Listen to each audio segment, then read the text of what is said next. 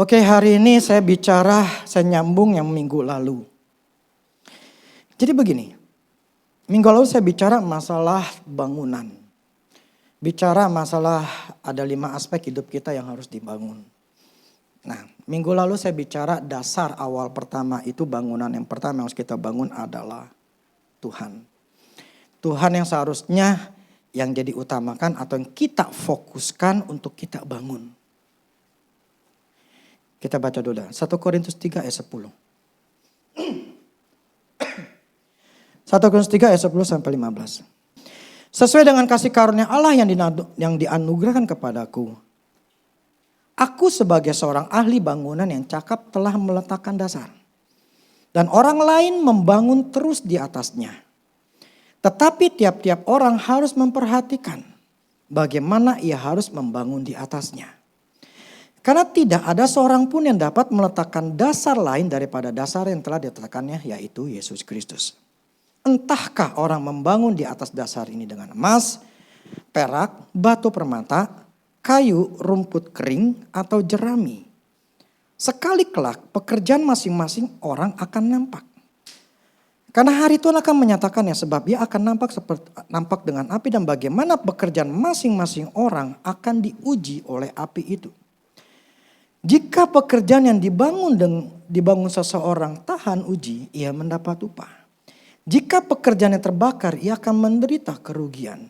Tetapi ia sendiri akan diselamatkan, tetapi seperti dari dalam api. Oke. Paulus menyatakan bahwa dia adalah seorang ahli bangunan yang pintar, yang telah meletakkan dasar, dan dasarnya adalah Kristus. Tetapi dia mengatakan gini, tiap-tiap orang harus memperhatikan bagaimana ia harus membangunnya di atas dasar itu. Jadi sekarang fokus kita adalah 4 hal yang lain. Dasar kita letakkan pada Kristus. Nah, yaitu adalah firman Tuhan. Jadi awal kita membangun 4 aspek lagi. Keluarga, kesehatan, pekerjaan, dan keuangan. Itu semua ada dasarnya atau dibangun berdasarkan firman Tuhan. Kenapa di keluarga? Kenapa langkah kedua itu di keluarga? Karena manusia ini terdiri dari para keluarga demi keluarga. Dan keluarga itulah yang membuat sebuah keluarga itu aspek yang lain, kesehatan, pekerjaan, dan keuangan itu menjadi hal yang akan kita dapatkan baik atau jelek gara-gara keluarga. Gara-gara pondasi atau bangunan keluarga. Nah, kalau bangunan keluarga jelek, pasti yang namanya kesehatan, kerjaan, keuangan itu pun akan jelek. Makanya penting sekali itu kalau kita harus mengerti ini masalah bangunan keluarga. Kalau kita ini yang namanya anak nanti akan suatu hari akan menikah. Dan ketika dia menikah akan membuat sebuah keluarga. Nah, keluarga bagus atau tidak bagus, ini kita bicarakan. Nah, sebab ketika keluarga bagus, seluruh kehidupannya akan bagus. Keluarga jelek, seluruh kehidupannya akan jelek. Suka atau tidak suka itu memang seperti itu. Nah, Paulus ingin katakan gini. Setiap orang memperhatikan bagaimana ia harus membangun di atasnya. Dia harus membangun di atas pondasi yang Tuhan sudah tetapkan untuk kita bikin sebuah bangunan keluarga. Nah, di sini katakan bahwa apakah dari emas dan yang lainnya sebagainya. Yang paling murah ya adalah jerami. Emas, perak, batu permata, kemudian jerami. Jadi kita membangunnya ini, mau bagus atau tidak bagus bangunan keluarganya, tergantung kita mau bangunnya pakai apa. Yang minggu lalu saya bicara itu ada bangunan yang pakai batu kali maupun pakai yang namanya takar ayam. Dan ketika kita bangun, temboknya itu ada yang menggunakan namanya batako, Ada yang menggunakan yang namanya bata putih itu hebel. Atau ya bata merah gitu loh. Nah yang memang paling murah itu adalah batako. Dan batako pun banyak jenisnya. Ada yang warna putih, ada yang ada pakai semen gitu loh. Nah, karena itu tergantung dia maunya. Budgetnya. Ya semakin, saya pernah baca pernah lihat gitu ya. Ada sebuah desa itu lagi dibangun. Rumah-rumah yang gak layak gitu dibangun rumah oleh pemerintah. Dan ketika saya lihat itu tidak ada pondasi, ya karena memang murah kan. Terus batu yang bangunan pun juga kelihatan itu murah, bukan hebel, tapi kelihatan sekali lah. Kalau hebel tuh ketahuan gitu loh.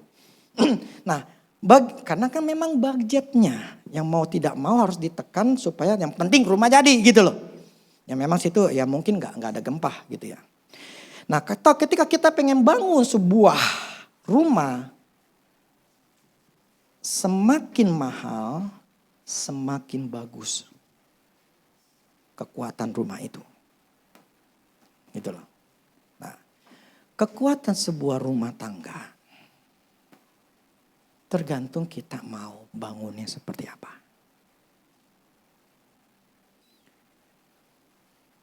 Makanya begini.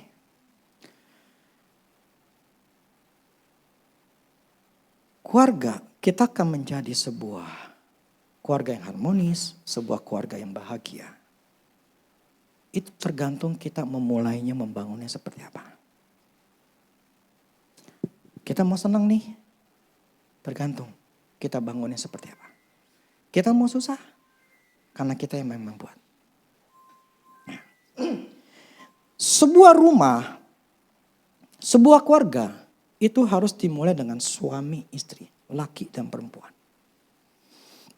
Laki perempuan ya, bukan laki sama laki atau perempuan. Karena Tuhan menetapkan laki dan perempuan. Jadi ada yang namanya laki, ada yang namanya perempuan. Suami dan istri. Di dalam sebuah aturan main yang Tuhan buat, ya, ini dulu saya pernah lihat, pernah bikin. Ketika saya lihat lagi,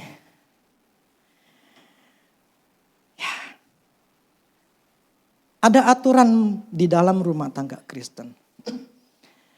Ketika kita mau menginginkan kehidupan kita itu sebagai rumah tangga, sebagai rumah yang kuat, jelas ada aturan-aturan main. Ini yang penting adalah kita ini masih muda, apalagi belum menikah. Karena ini sangat-sangat luar biasa pentingnya. Jadi aturan ini dibuat oleh Tuhan supaya Tuhan itu punya jalan, punya cara untuk bekerja di dalam rumah orang Kristen itu. Karena tujuan Tuhan adalah keluarga ilahi. Artinya keluarga di mana Allah yang ada di dalam rumah tangga itu. Allah ada di dalam rumah tangga itu tergantung orang yang dalam rumah tangga itu mengikuti aturan mainnya Tuhan. Selalu saya katakan bahwa semua ada aturan main. Kalau kita nggak ikutin aturan main, percuma, tidak akan pernah bisa menuntut Tuhan. Karena semua akan terjadi dengan otomatis kalau kita ngikutin aturan. Karena memang udah aturan mainnya. Ketika kita melanggar aturan main itu, jelas setan yang kerja.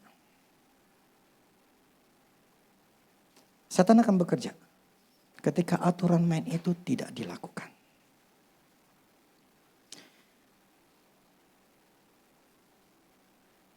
Saya minta begini.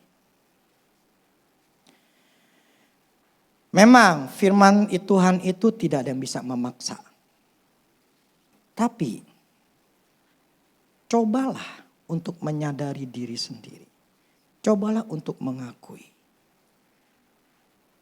Supaya hidup kita bisa diubahkan.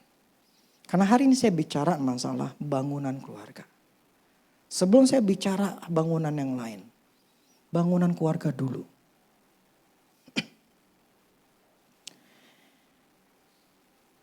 Jadi yang memutuskan kita mau Tuhan kerja atau tidak kerja itu karena kita, bukan Tuhan. Ya. Karena semua aturan main sudah Tuhan tetapkan.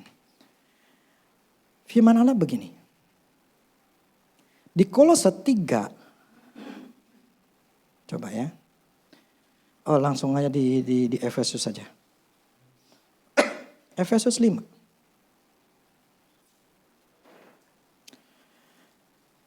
Efesus 5 ayat 22 sampai 23.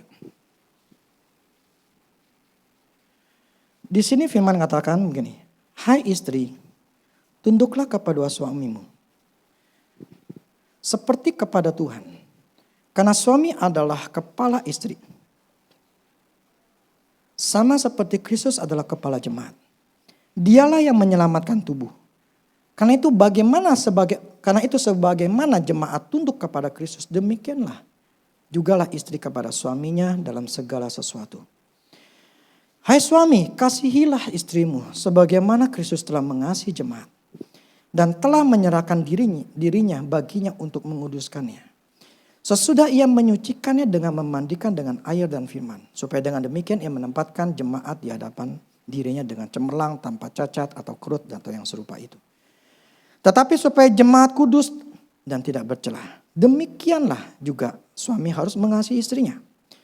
Sama seperti tubuhnya sendiri. Siapa yang mengasihi istrinya, mengasihi dirinya sendiri. Sebab tidak pernah orang membenci tubuhnya sendiri. Kecuali orang gila ya. Tetapi mengasuhnya dan merawatinya. Sama seperti Kristus terhadap jemaat. Karena kita adalah anggota tubuhnya. Sebab itu laki-laki akan meninggalkan ayahnya dan ibunya dan bersatu dengan istrinya. Sehingga keduanya itu menjadi satu daging. Rahasia ini besar. Tetapi yang kau maksudkan adalah hubungan Kristus dan jemaat. Bagaimanapun juga bagi kamu masing-masing berlaku. Kasihi istrimu seperti dirimu sendiri dan istri hendaklah menghormati suaminya. Oke. Ketika bicara istri, Paulus bicara keluarga ya. Di Efesus, di Kolose, dan di 1 Petrus. Itu nanti kita baca. Selalu dimulai, hai istri, tunduklah kepada suamimu. Di 3 ayat ini semua ngomongnya sama. Hai istri, tunduklah kepada suamimu. Atau hai istri-istri, tunduklah kepada suamimu. Di Efesus, di Kolose pun bicara sama. Nah ketika saya baca, kenapa sih Paulus ngomong, kenapa enggak ngomong, hai suami kasihlah istri. Selalu tiga ayat ini diawali itu selalu ngomong istri-istri gitu loh. Kenapa? Yang satu hai istri, misal di Kolose, hai istri tunduk kepada suami. Kemudian di di Efesus, hai dimulai dengan hai suami kasihlah istri. Kagak. Tiga-tiganya selalu dimulai dengan istri.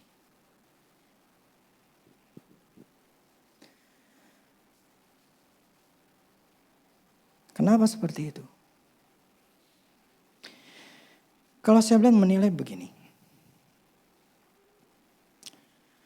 Istri itu adalah penolong. Tuhan menciptakan manusia. Ketika Adam sendirian diciptakan si Hawa. Dikatakan sebagai penolong. Yang namanya penolong berarti ada orang yang butuh ditolong. Ya kan? Ya kalau nggak butuh ya ngapain ditolong? Kenapa mesti disebut penolong? Artinya seorang istri itu bertugas menolong. Istri bertugas menolong suaminya. Di dalam segala keadaan yang dihadapi oleh suaminya. Jadi istri sebagai penolong untuk menolong si suami ini di dalam segala keadaan. Bukan seorang istri itu menjadi pembuat masalah, bukan menjadi seorang yang pengerongrong, tukang ngomel,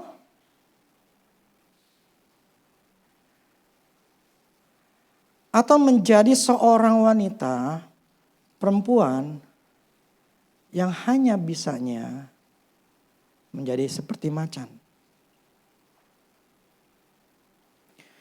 Jadi namanya seorang penolong, dia harus menolong suaminya untuk mengatasi setiap masalah yang ada. Memberikan semangat. Bukan menjatuhkan.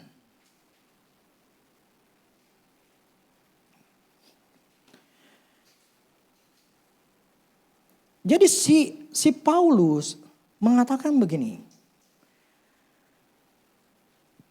Hai istri, tunduklah kepada suamimu. Karena diawali di situ supaya engkau bisa menolong suamimu. Kalau engkau tidak melakukan posisimu sebagai seorang istri dengan pendudukan diri, engkau tidak akan bisa menolong suamimu yang butuh. Kalau enggak ditolong, suamimu tidak akan pernah bisa berhasil. Suamimu tidak akan bisa mengalami sesuatu yang baik. Butuh pertolongan dari engkau hai istri. Tetapi itu butuh namanya penundukan diri. Itu namanya submit yourself. Istri harus tunduk dan menghormati yang namanya suami. Kalau enggak mau tunduk, kalau enggak mau menghormati, enggak usah kawin. Atau udah kawin cerai aja. Loh, kok jadi ngomong cerai? Yang saya maksud begini. Itu ada aturan main yang Tuhan sudah buat. Dan kalau memang enggak mampu dan tidak mau menghargai suami atau menghargai laki-laki, ya jangan kawin. Membangun sebuah keluarga, itu butuh yang namanya kita suami, laki perempuan itu harus melakukan fungsinya. Kalau nggak mau ngelakuin fungsinya mau ngapain gitu loh.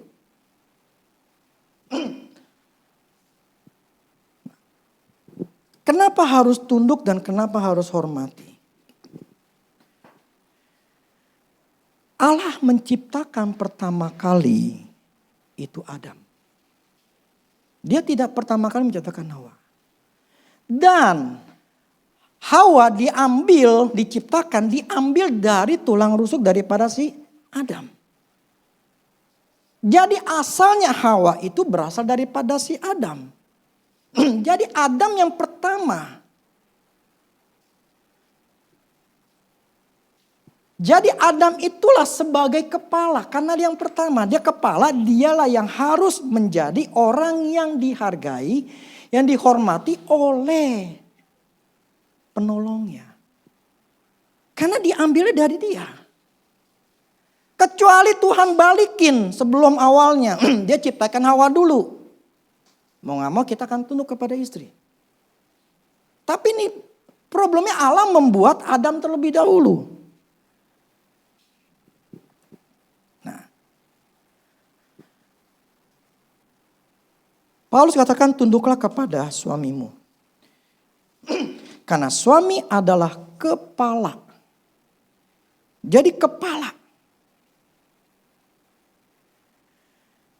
Demikian istri kepada suami, maksud tunduk kepada Kristus. Demikian juga istri kepada suami dalam segala sesuatu. Kecuali dosa. Ya itu berarti bukan tunduk. Jangan tunduklah. Masa istri suruh mencuri, suruh menipu, ikut-ikutan dosa, kemudian kita harus tunduk? Ya enggak. Prinsipnya ketika ada hal yang benar, memang kita harus tunduk. Tetapi kalau sudah melakukan hal-hal yang salah, yang membuat keluargamu hancur, membuat anakmu susah, saya katakan bolehlah lawan. Karena bertentangan dengan firman Tuhan. Ya, karena firman katakan kita harus tetap yang mengutamakan adalah Tuhan. Nah kalau itu hal yang benar, Yang tidak membuat keluargamu susah, yang tidak membuat anakmu susah. Harus tunduk. Begini. Contohnya dulu deh. Istri tunduk dan menghormati suami, artinya penundukan diri di dalam penghormatan, penghargaan dan ketaatan terhadap suami. Contoh ketaatan atau menghormati atau menghargai suami. Contohnya. Pertama, istri berpikir baik terhadap suaminya. Kalau istri berpikir buruk kepada suaminya, itu namanya tidak menghormati.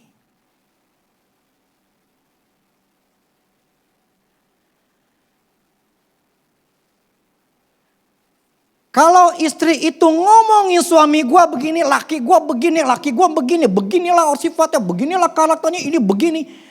Dia ngejelekin suaminya kepada orang lain lah, kepada siapa aja gitu. Itu artinya tidak menghormati suaminya.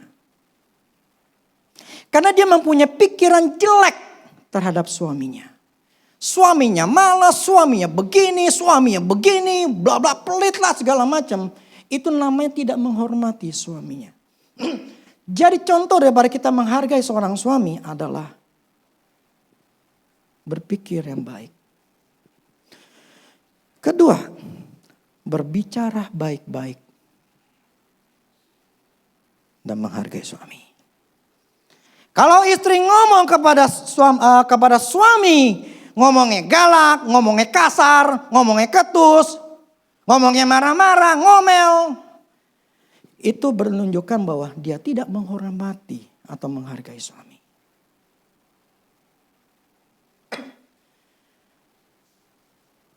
Yang namanya menghormati adalah istri itu akan menjaga dan mengurusi rumah tangga dengan baik. Mengikuti keputusan yang dibuat oleh suami. Jangan banyak mencampuri urusan suami di dalam pekerjaan. Bukan berarti jangan banyak. Bukan berarti tidak boleh sama sekali. Yang saya maksud begini. Suami punya keputusan. Tetapi istri menjadi penolong atau memberikan nasihat lah, pengertian lah ketika lagi menjalankan pekerjaannya. Bukan menjadi orang yang menguasai suaminya. Mengontrol suaminya. Itu sama aja tidak menghargai atau tidak menghormati.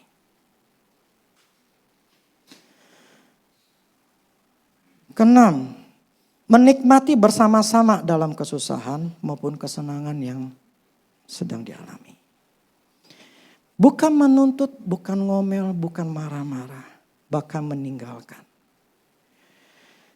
Belum lama saya dengar ada orang yang kita kenal. Ternyata diceraikan oleh istrinya.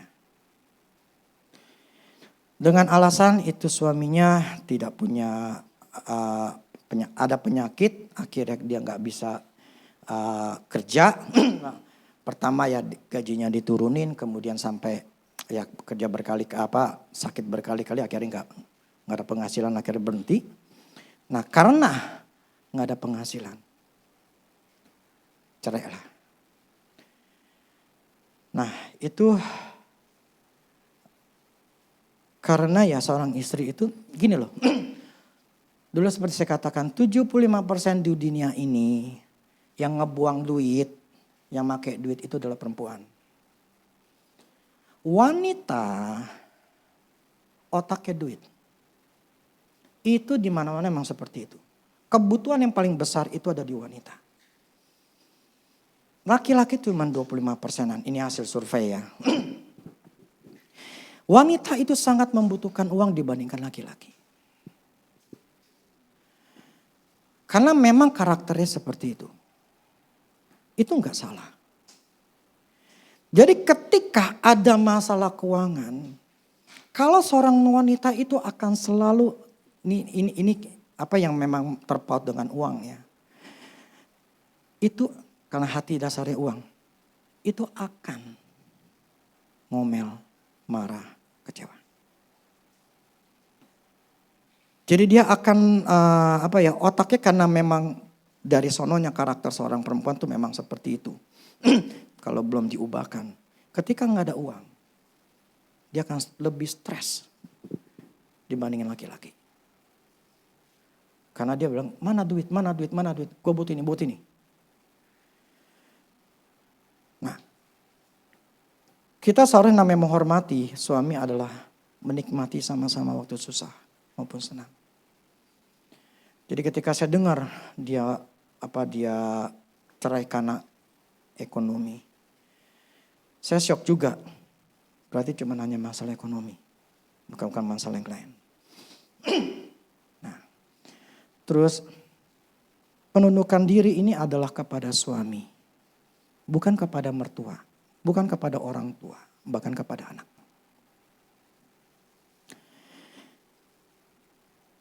Kalau seorang istri tidak menghormati dan tidak menghargai suaminya, berarti melanggar firman Tuhan. Di mana ada pelanggaran atau dosa, siapa yang kerja? Setan.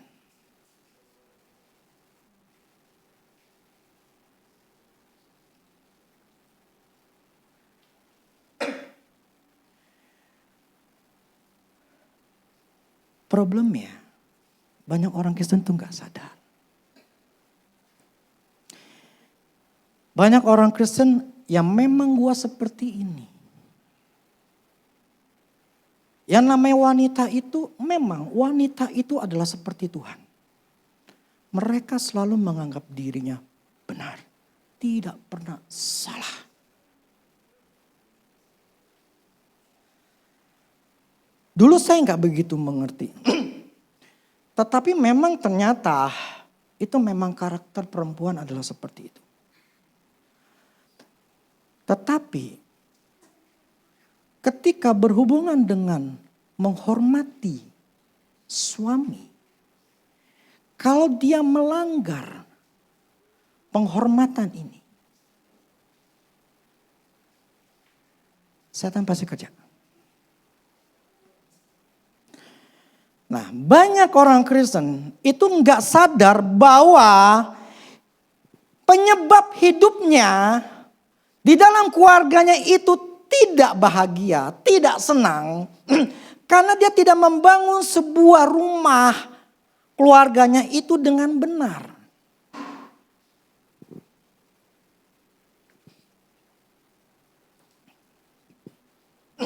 Akibatnya keluarga itu yang gak sehat. Keluarga itu gak bahagia, keluarga itu susah. Karena mereka melanggar apa yang sudah dibuat aturan main oleh Tuhan.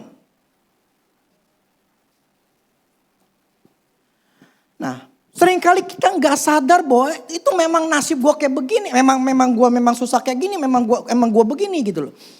Jadi tidak menyadari kesalahan dirinya itulah menjadi penyebabnya. Kenapa Paulus bicara di awal istri?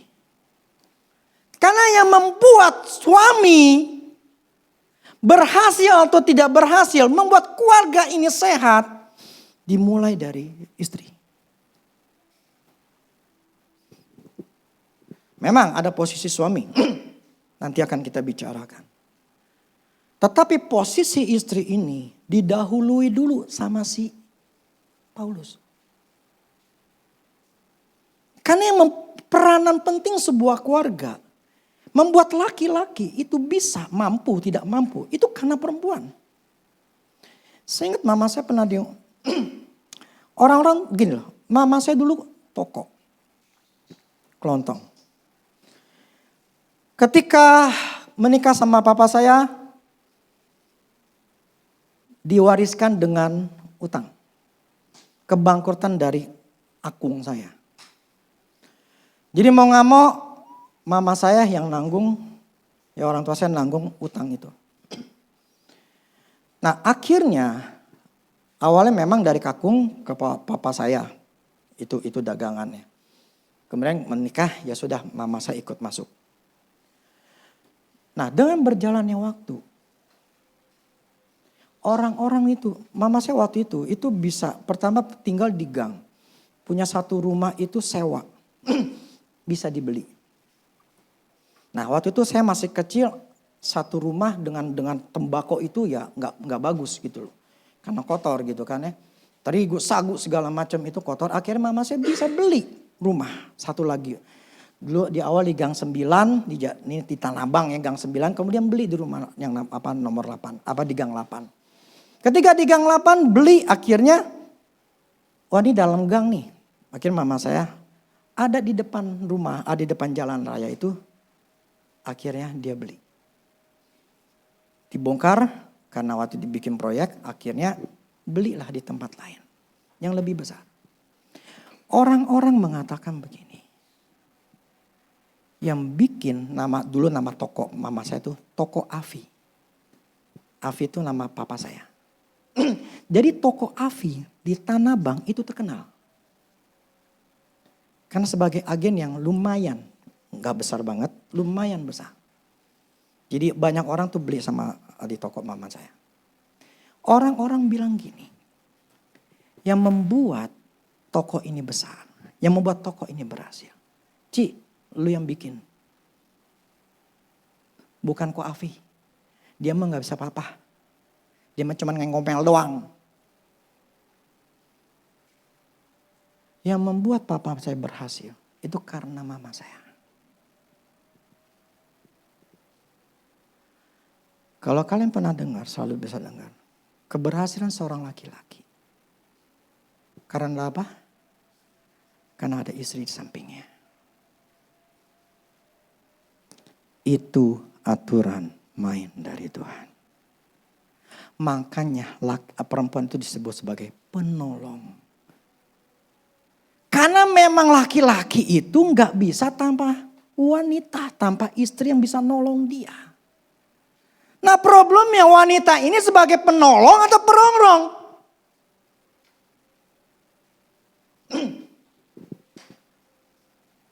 Itu yang mempengaruhi kita. Maka saya katakan bangunan rumah itu tergantung daripada diawali dari sebuah keluarga ketika laki-laki memilih pasangannya.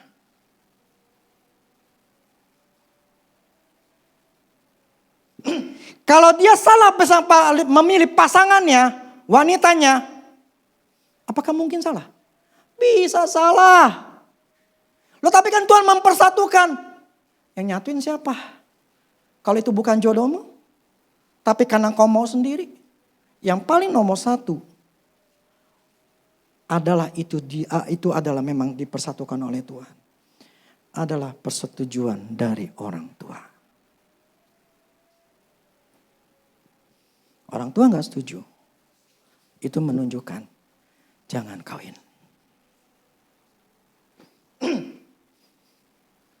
Jadi keluarga itu dimulai. Nih senang atau enggak senangnya nih. Ini tergantung wanita di sampingnya. Pilihnya salah. Hidupnya susah. Karena memang itu aturan main yang membuat seseorang laki-laki itu bisa berhasil. Karena ada yang nolong. Kalau nggak ada yang nolong nggak bisa nih laki-laki maju. Nggak bisa. Karena yang ditolong. Lah kalau yang perempuannya ini nggak nolongin malah jadi pemberat. Ngerti nggak? Narik gitu loh. Mau maju ditarik. Nggak bisa maju itu laki-laki. Makanya membangun sebuah keluarga itu pentingnya adalah memilih siapa wanita yang harus dijadiin istri. Salah pilih hidupnya susah. Apakah mungkin? Mungkin. Nah, tapi kan sudah di gereja, sudah di pembaptis, sudah diberkati. Bisa aja salah. Makanya minimal itu harus dari persetujuan orang tua. Karena orang tua akan lebih tahu. Karena kan dia sudah punya asam garam memandang orang gitu loh. Nah, penting bagi kita adalah seperti itu. Jadi seorang istri itu sangat luar biasa pentingnya. Nah, gimana sudah kawin?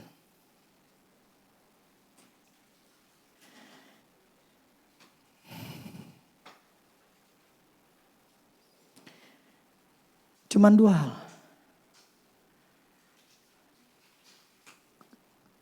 Bertobat istrinya.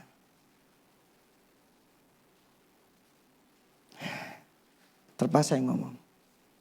Yang kedua, rombak total. Kalau enggak bertobat, rombak total. Cerai. Tuhan katakan gini, aku membenci perceraian. Apa yang dipersatukan oleh Allah itu tidak boleh diceraikan oleh manusia. Tapi Tuhan izinkan kalau itu ada perselingkuhan, ada perzinahan.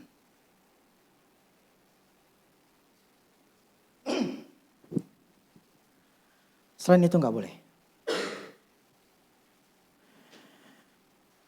Gini loh. Kita manusia diberikan hak untuk bahagia. Kita manusia diberikan hak untuk memutuskan kita mau bahagia atau tidak bahagia. Tinggal kita yang putuskan. Allah sendiri itu memberikan kepada manusia untuk bisa memutuskan lu mau bahagia atau tidak bahagia.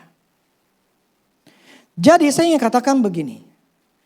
Putuskanlah untuk kita hidup bahagia.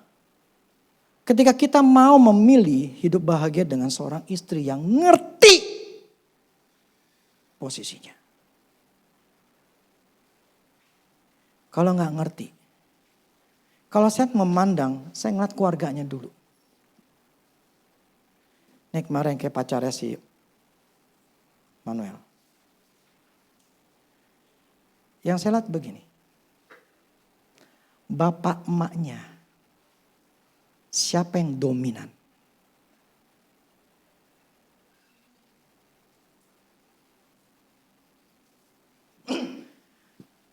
Kalau hubungan bapak emaknya gak bagus, saya bisa cut.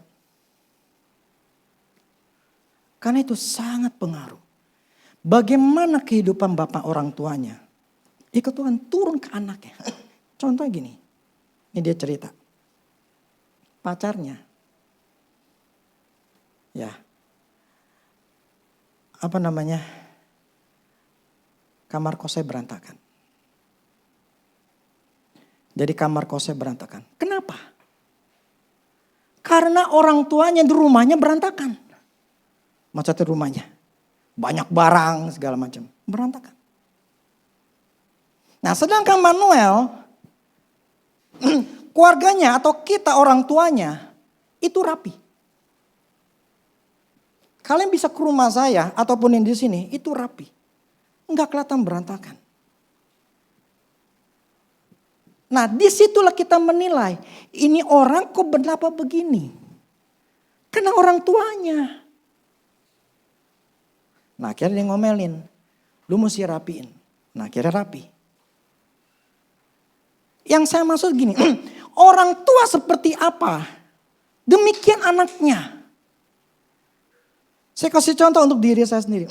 Dulu saya sama istri saya selalu ngomong. Lu kayak mak lu. Saya kalau lagi berantem nih. Lu kayak mak lu. Karena dari semua keluarga cuma dia yang, bukan cuma dia, yang lain juga ada. Cuma yang paling kuat, kutuknya istilah nih, sifat keturunannya itu dia. Mau yang positif maupun yang negatif. Yang positif dia bisa bikin kue, percis kayak emaknya, makanan yang enak, ininya enak. Tetapi yang namanya tidak menghargai suami, itu sama, persis. Dulu dia belum ngerti ya. Akibatnya hidup saya nggak bisa berhasil.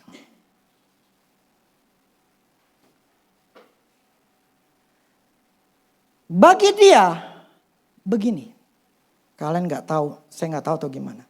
Pernah gak suami kalian ngomong, lu kayak mak lu. Persis kayak mak lu.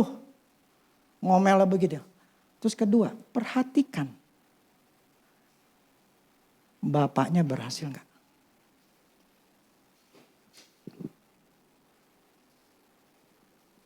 Makanya saya ngomong sama istri saya ngomong gini. Gue gak mau kayak bapak lu ya. Gue bukan bapak lu. Gue gak mau jadi bapak lu. Seperti bapak lu. Karena kan saya domel-melin.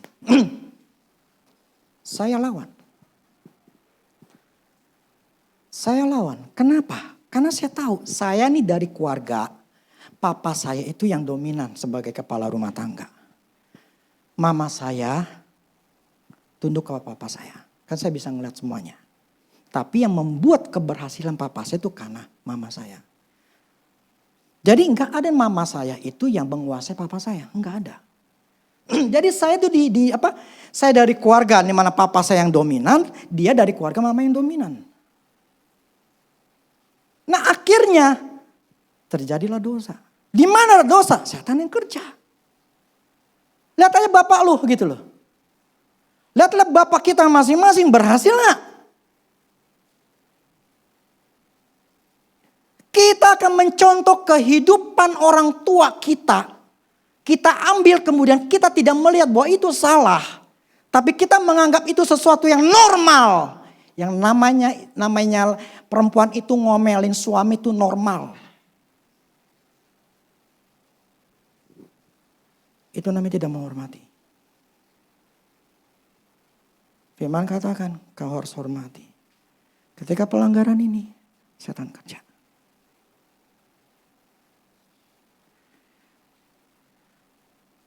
Gini loh, orang itu bisa berubah kalau dia sadar. Oh gue gak boleh kayak begitu.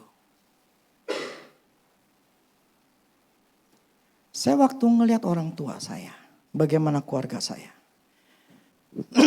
Saya melihat kesalahan mereka. Saya melihat kesalahan apa yang mereka lakukan terhadap anak-anak mereka.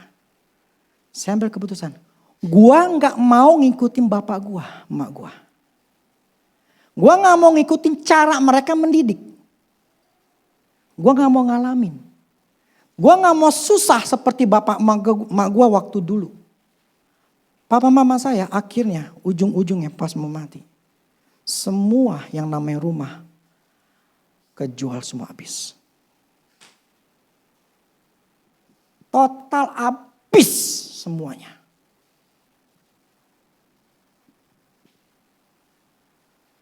Dia numpang di rumah cici saya. Itulah kutuk kebangkrutan, itu kegagalan. Tapi puji Tuhan ya gak sampai utang. Gak mewariskan utang. Ada utang? Ya cuman dikit tapi. Prinsipnya begini. Saya melihat itu kesalahan. Saya ambil keputusan gue gak mau kayak begitu. Kita ngelihat nih orang tua kita kayak apa. Suka berantem lah, teriak-teriakan lah. Yang perempuan ngelihat emaknya ngomelin bapaknya melulu. Ya kan, yang laki-laki ngeliat kayak begitu. Dan harus ambil keputusan, gue gak mau jadi kayak bapak gue. Bisa diomel-omelin. Ambil keputusan begitu. Sesuatu yang salah yang ada di keluarga kita. Itu kita harus bilang, kita ambil ambil pelajaran. Gue gak mau kayak begitu. Kenapa? Karena itu melanggar firman Tuhan. Di mana ada dosa, setan yang kerja. Suka atau disuka, ada seperti itu aturan mainnya. Nah problemnya kalau kita nggak sadar dan tidak mau berubah, ya sudah. Nih, suatu ada pelayanan. Waktu itu ada bapak emaknya, itu udah tua lah, 70-80. Umurnya 70-80. Nah waktu kita datang, kita doain semua keluarga, roh-rohnya gitu ya. Terus kemudian anaknya ngomong, ya ini papa mama saya nggak berantem, maksudnya itu nggak ngomongan. Saya pikir nggak ngomongan tuh mungkin seminggu gitu ya, atau 2 minggu. Emang tuh berapa lama? Sudah puluhan tahun. Mereka Katolik. Puluhan tahun gak ngomong. Ya. Lah terus mau minta apa bang ngomong itu gimana? Pembantu. Atau orang lain. Lu ngomongin ya. Gue mau begini. Dia mesti begini. Terus yang sana ngomong gak langsung. Lu ngomongin juga ya. Jadi ada perantara untuk ngomongnya. Puluhan tahun. Mau ngapain hidup kayak begitu?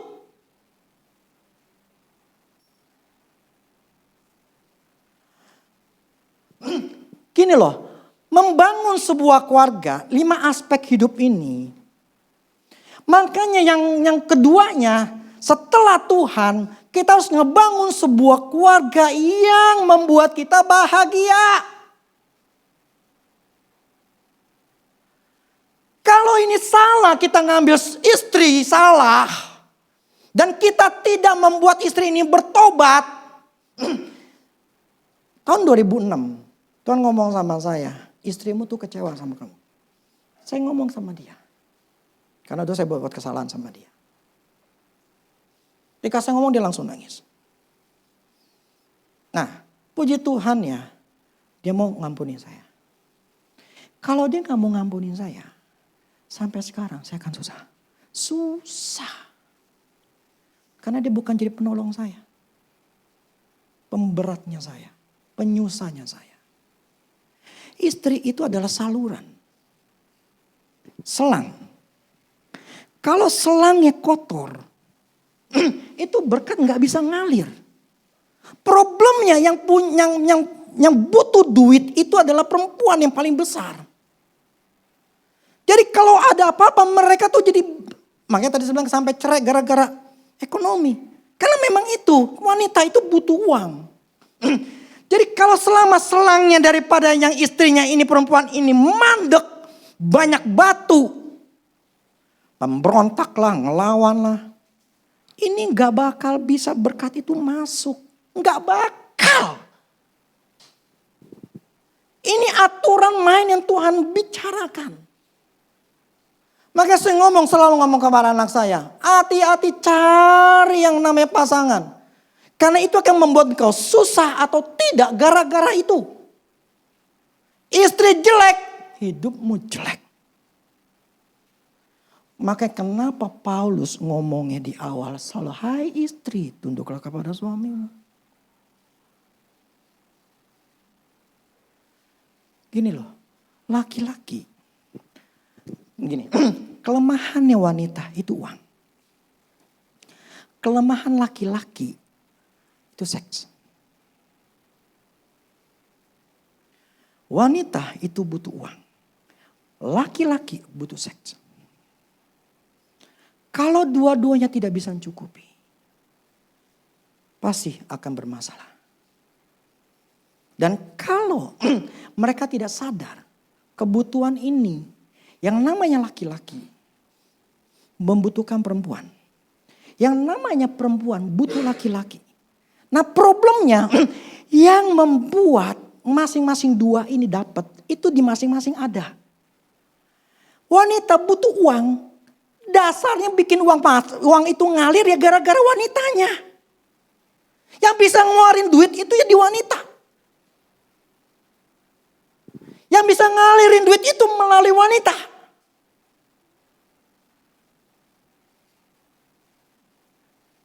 Laki-laki butuh seks. Ketika dia ada uang, istrinya tidak mau. Atau istrinya dingin, dia cari yang lain.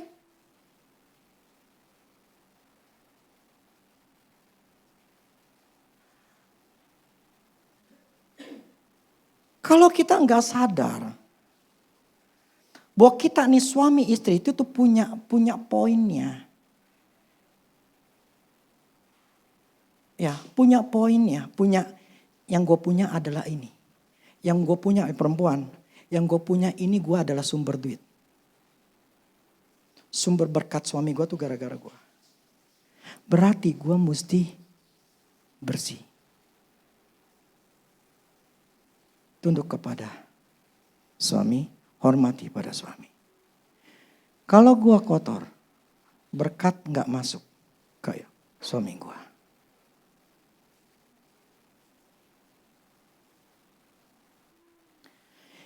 Ingat, ini aturan main. Mau ngikutin atau nggak mau ngikutin, terserah kita masing-masing. Gua nggak mau. Ya sudah, sok silakan. Hidupmu pun tidak akan pernah berubah. Suamimu tidak akan pernah berhasil. Repotnya, kalau seseorang itu nggak sadar bahwa ada kesalahan dalam dirinya. Puji Tuhan ya, istri saya sadar.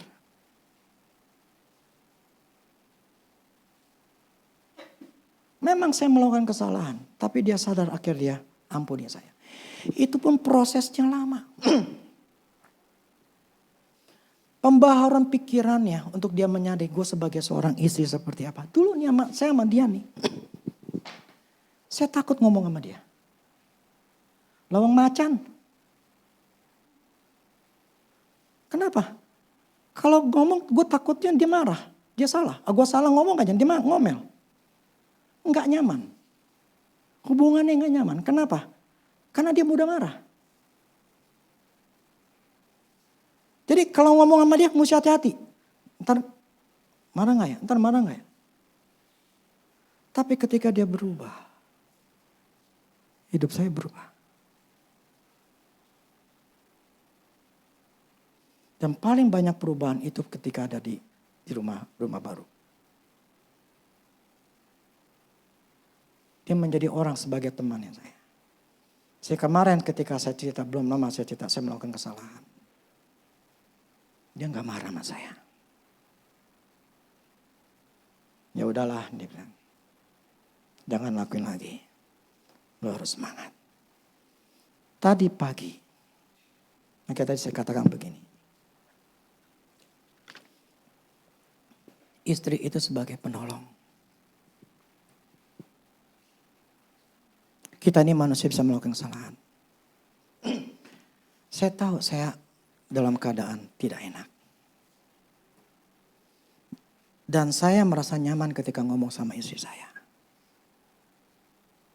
Tidak seperti dulu. Sehingga sekarang ini saya gak pernah ngomong, lu kayak mak lu. Enggak lagi. Gak pernah ngomong gitu lagi. Jadi saya ngomong, sekarang saya nyaman sama dia. Jadi ketika saya melakukan mental saya jatuh. Atau saya lagi gak enak. Saya bisa dia jadi sebagai teman saya untuk saya ngobrol. Saya ngomong sama dia.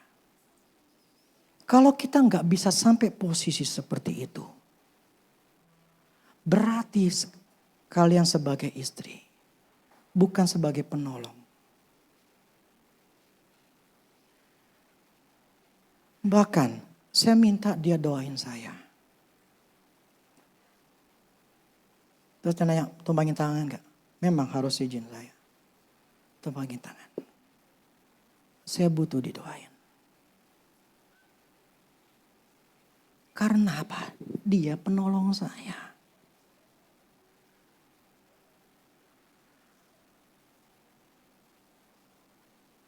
Kenapa terjadi perselingkuhan? Kenapa terjadi suami tidak nyaman di rumah? Karena dia ngelihat, gini loh, laki-laki tuh nggak bisa bedain yang namanya domba, yang namanya domba berbulu serigala, salah, serigala berbulu domba. Laki-laki nggak tahu. Pokoknya dia ngeliat di luar berbulu domba halus, di dalam macan.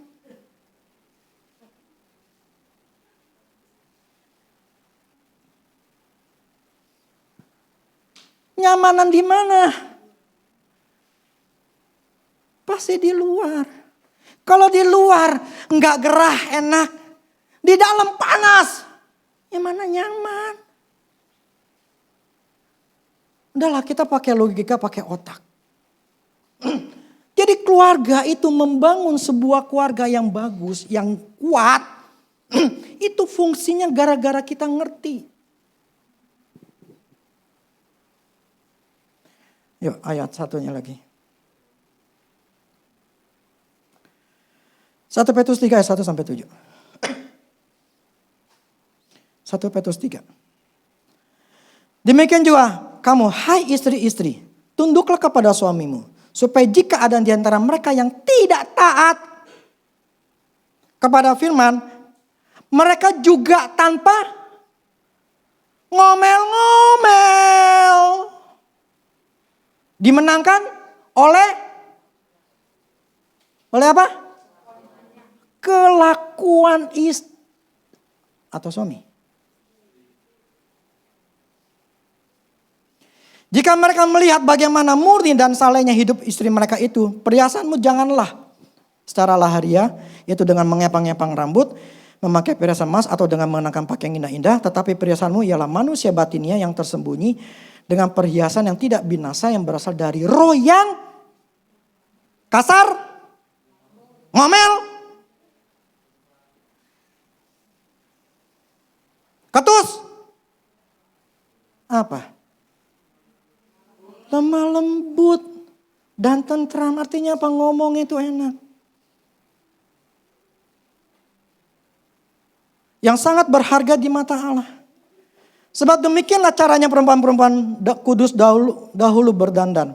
Itu perempuan-perempuan yang menaruh pengharapannya kepada Allah. Mereka tunduk kepada suaminya. Sama seperti Sarah taat kepada Abraham. Dan menamai dia tuannya. Dan kamu adalah anak-anaknya jika kamu berbuat baik dan tidak takut akan ancaman. Demikian juga. Hai suami-suami, hiduplah bijaksana dengan istrimu sebagai kaum yang lebih lemah. Hormatilah mereka sebagai teman pewaris dari kasih karunia, yaitu kehidupan, supaya doamu jangan terhalang. Oke, itu nanti saya bahas, kayaknya gak cukup.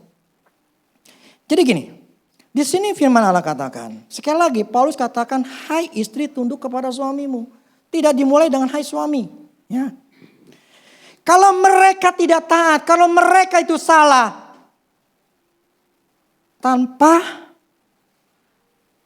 perkataan, enggak perlu ngomong, Paulus katakan, tetapi akan dimenangkan oleh kelakuanmu, hai istri.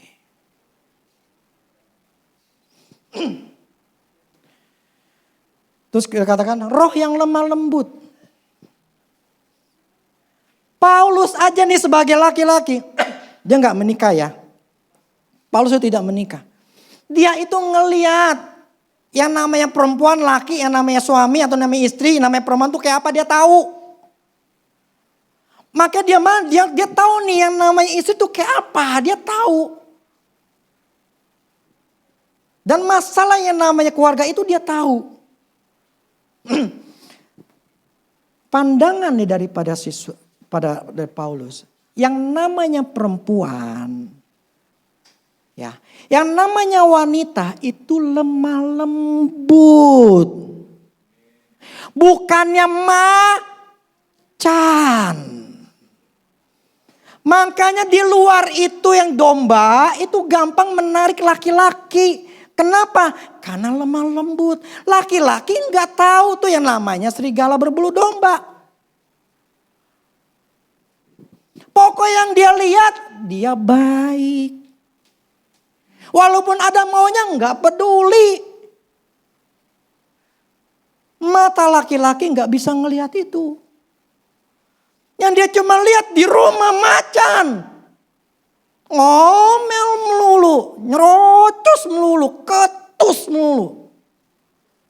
Nggak nyaman, tapi di luar. Gimana? Udah makan belum? Gimana kerjanya, baik enggak? Wih, enak banget nih orang ngomongin nih. Gitu loh. Udah ngopi belum? Waduh. Gila, gue diperhatiin nih. Gue diperhatiin nih. Mulailah ditarik pelan-pelan.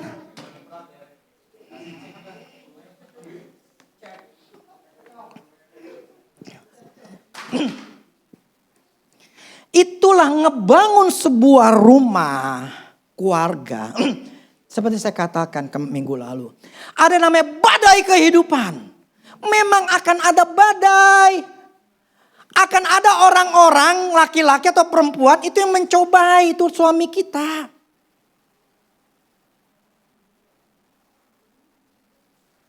Nah kalau bangunannya tidak kuat, hancurlah ketika badai itu datang.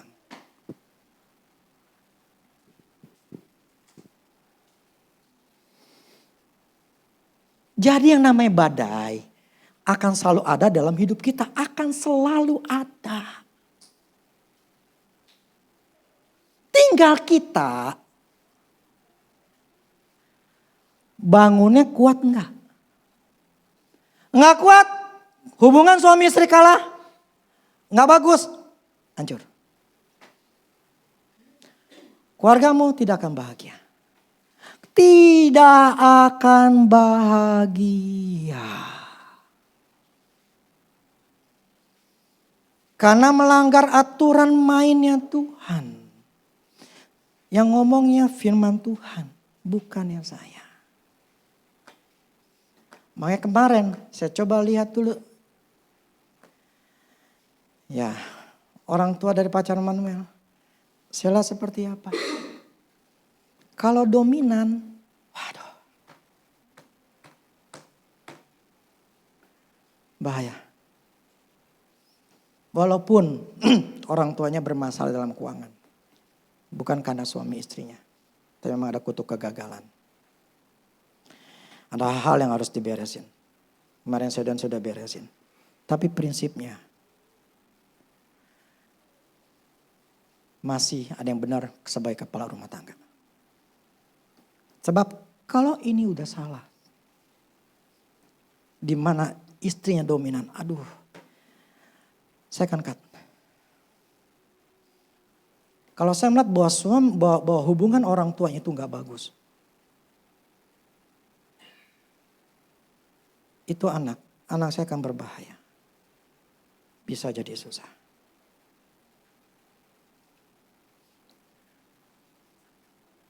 Saya sebagai orang tua, saya peduli dengan kehidupan anak saya nanti. Karena memang dasarnya ini. Mau berhasil, lihat istri. Enggak berhasil, istri. Yang tidak jadi menolong. Nanti saya bicara suami. Tapi prinsip awal pertama. Yang firman katakan Paulus ngomong. Tuntutan pertama siapa? Hai istri-istri. Bukan saya ngomong ya.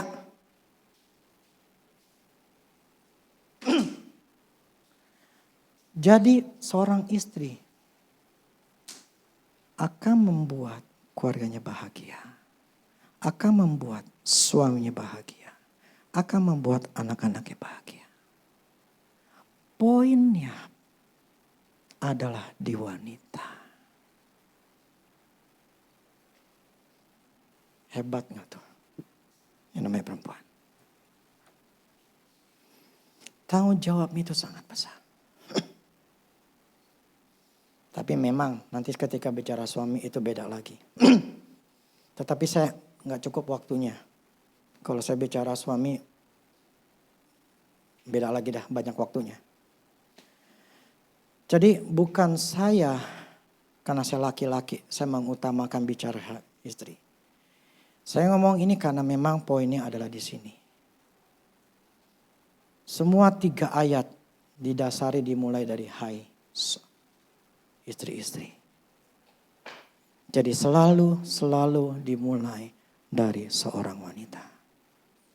Karena laki-laki butuh penolong. Laki-laki adalah orang yang lemah. Jadi butuh ditolong. Kalau penolongnya ini enggak nolong tapi sebagai perongrong. Laki-laki itu enggak akan pernah berhasil. Ingat, saya dulu adalah orang gagal.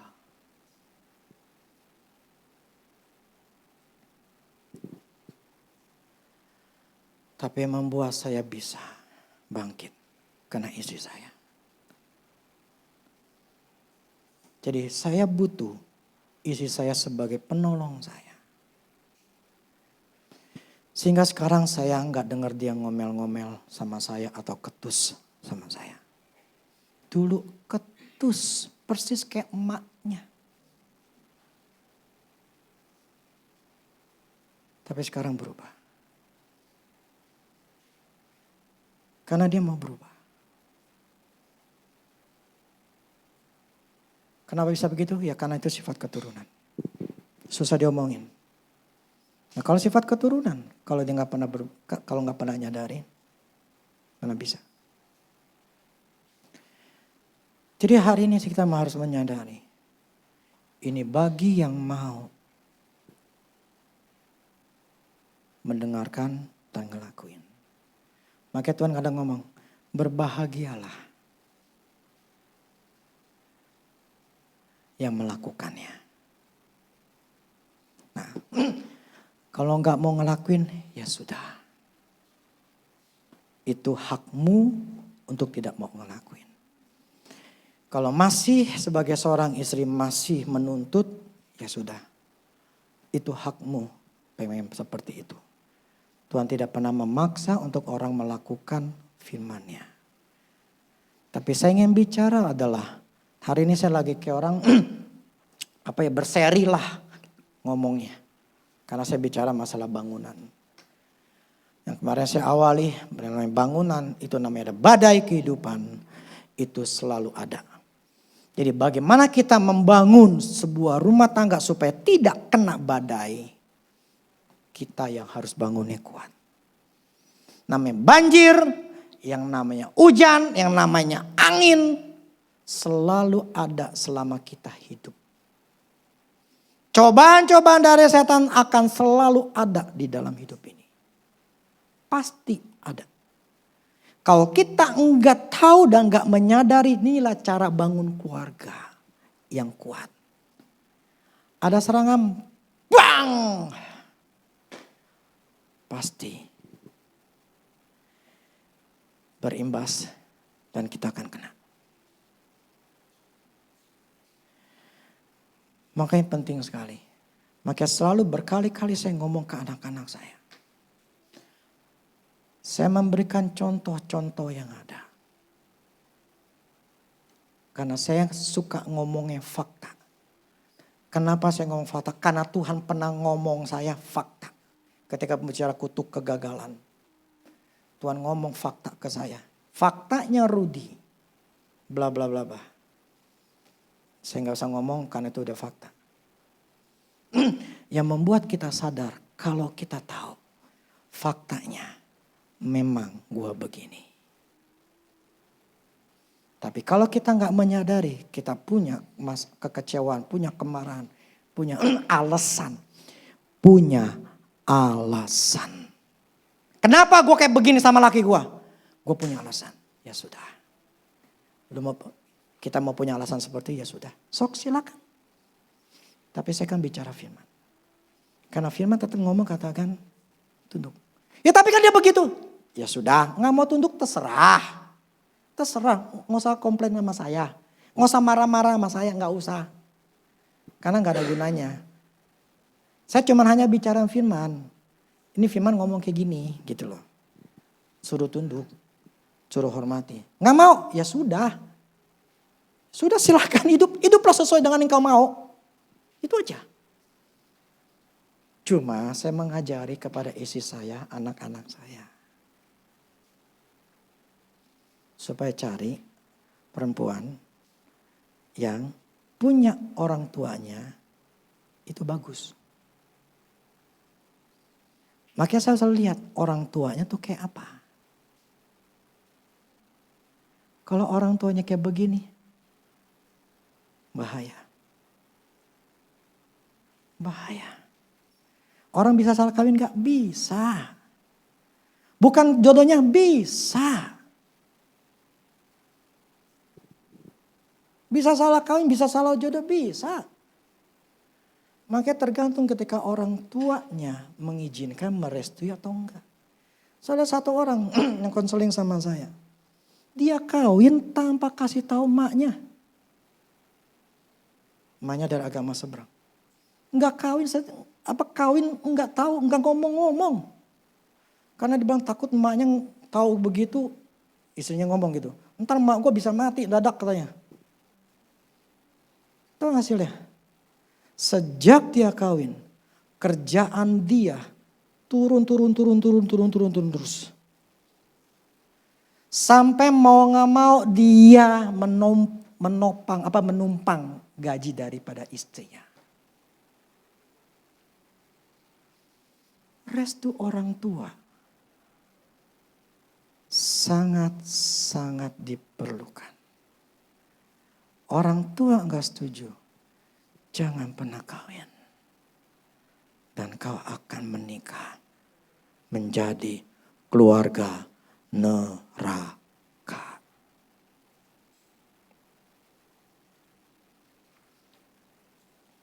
Enggak ada kebahagiaan di situ. Tapi you choose that. Kau pilih itu. Ya sudah. Terus gimana?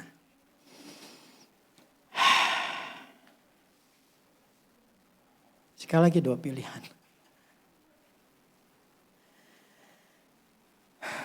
Tapi itu memang pilihan yang sangat sulit.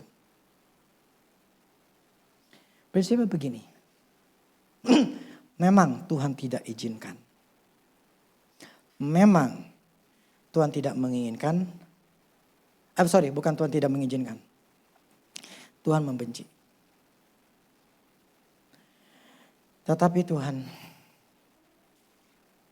cuma satu yang sebagai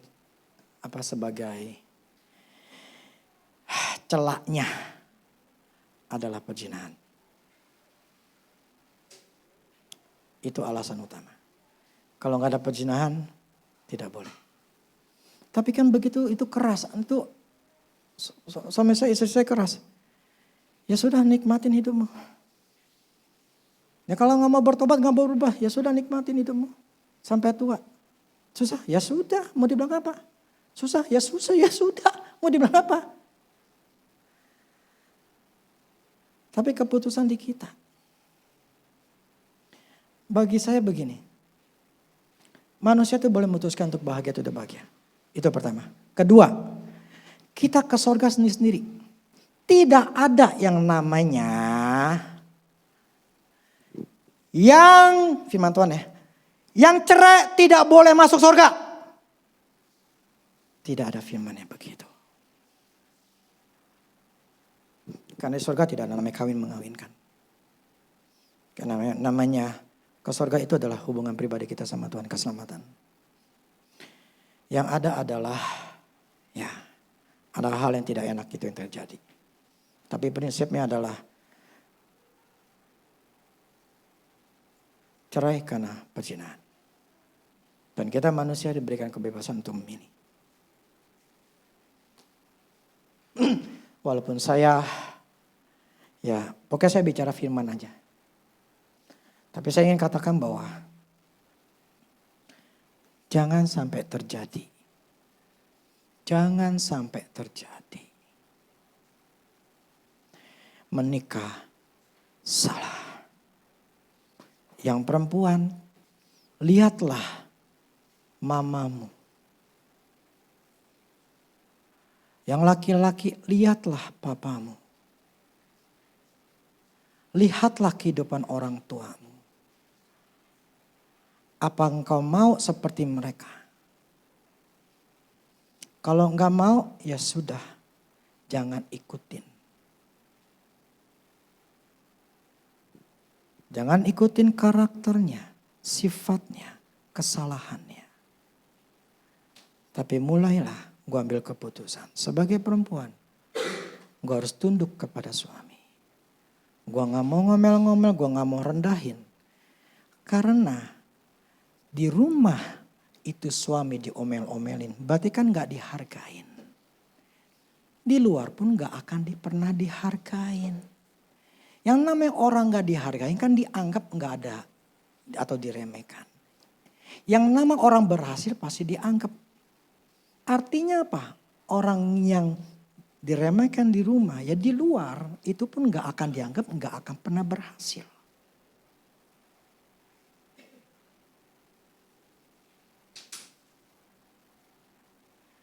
Itu masalahnya. Yang saya bicarakan adalah firman. Di sini ada anak-anak saya, supaya mereka bisa mendengar bahwa mencari pasangan itu bukan hal yang mudah. Karena itu bisa sumur hidup kita. Salah kawin, tinggal 2 pilihan. itu orang bertobat, mau gak mau cerai.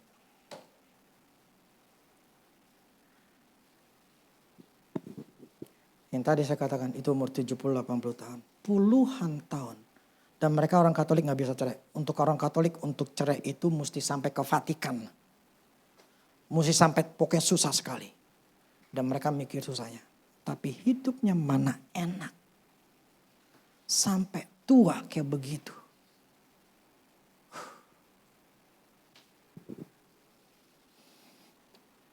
Jangan sampai kita salah kawin atau salah memilih dan kita tidak mau bertobat. Suka tidak suka, itu yang terjadi. Bukan berarti saya, ya kalau dalam GBI, walaupun ada yang pertentangan yang namanya boleh cerai, ada yang tidak cerai. Tetapi prinsipnya adalah dari dasar firman Tuhan.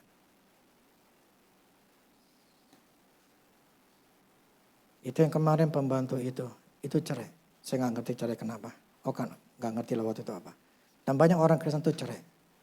Karena memang dengan ada masalah-masalah tertentu. Ya contohnya tadi karena ekonomi. Ya, tinggal kita putuskan aja. Allah tidak menghendaki kita susah. Itu. Tapi keputusan di kita.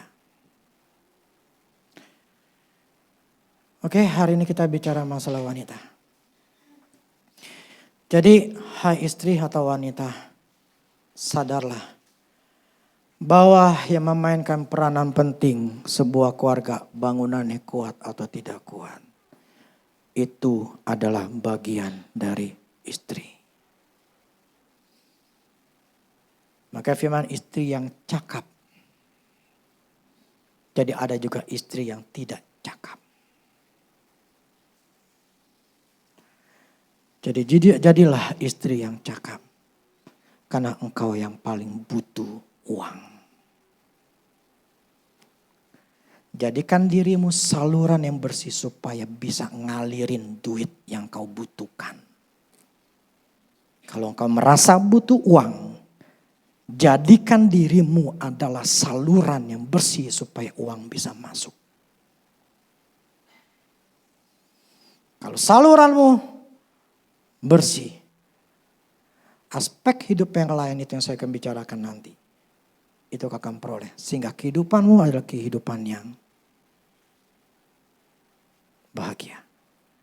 Makanya, kenapa laki-laki sebetulnya ketika dia menikah jadi lebih berhasil.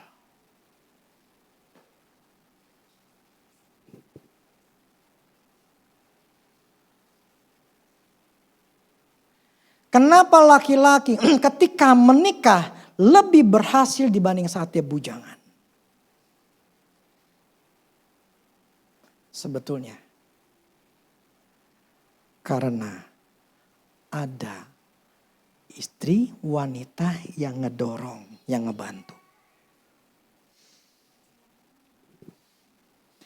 Tapi ada kenapa istri ketika dia menikah malah jadi susah?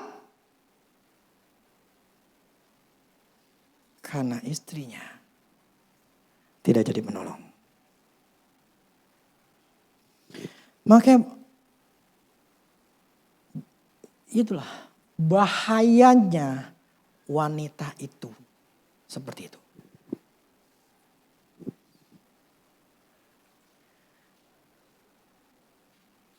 Jadilah wanita yang bijak.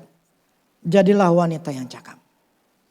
Jadilah wanita jadi saluran yang bersih membuat kita keluarga menjadi bahagia. Nggak ngelakuin hidupmu akan susah. That's all. Saya ngomong gini berdasarkan firman. Terus yang kedua berdasarkan dengan apa yang saya lihat. Buah dari orang yang tidak melakukannya. Saya udah lihat. Jadi saya yakin, makanya saya mewanti-wanti ke anak saya. Berkali-kali ngomong, saya berdua berkali-kali ngomong ke anak saya. Ini kriterianya. ini harus kamu lakukan. Cari pasangan seperti apa. Berkali-kali saya ngomong. Karena kalau salah, habis. Kalian yang punya anak perempuan, omongin berkali-kali bagaimana menjadi seorang wanita. Karena yang bikin dia bahagia karena dia adalah istri yang cakap, yang baik. Istri yang penolong. Berkali-kali harus ngomongin. Dia bagaimana sikap sebagai seorang wanita, sebagai seorang perempuan. Karena dia yang akan meneruskan nanti. Dia mau senang atau tidak senang. Karena dia mutusin. Tadi seperti saya katakan, ketika saya lihat orang tua saya, susah. Kesalahannya. Saya ambil keputusan, gua gak mau seperti itu.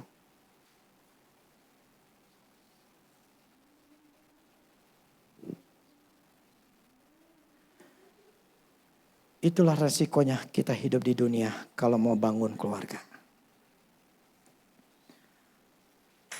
Ini cara kita membangunnya. Jadi saya harap semua ngerti. Dan mulai berpikir. Ya, ini kebenaran. Amin. Oke ya, musik.